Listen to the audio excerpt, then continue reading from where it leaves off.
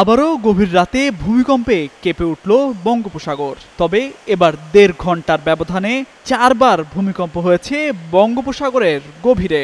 এর মধ্যে প্রথম ভূমিকম্পটি হয়েছে মঙ্গলবার রাত ১:১০টা নাগাদ আন্দামানের পোর্ট ব্লেয়ার থেকে ২৭৫ কিলোমিটার দূরে সমুদ্রতলের ১০ কিলোমিটার গভীরে। সেটি ছিল ৫ মাত্রার ভূমিকম্প। এরপর কাছাকাছি এলাকায় ৫, ৪.৯ ও ৪.৬ মাত্রার আরো ৪টি ভূমিকম্প হয়েছে। আর এটা ওইটা না, কাপড় ধোয়ার একটাই সলিউশন, চাকা অল ইন ওয়ান। ১.৫ ঘন্টা সময়ের মধ্যে এইসব ভূমিকম্প ঘটে। সবশেষ ভূমিকম্পটি রাত ১১:১৫টার দিকে হয়। বুধবার এক প্রতিবেদনে এমনটাই জানায় বিবিসি বাংলা। যুক্তরাষ্ট্রের ভূতাত্ত্বিক জরিপ সংস্থা USGS জানিয়েছে, এইসব ভূমিকম্পে কোনো সুনামি সতর্কতা জারি করা হয়নি, কোনো হতাহতের ঘটনাও ঘটেনি।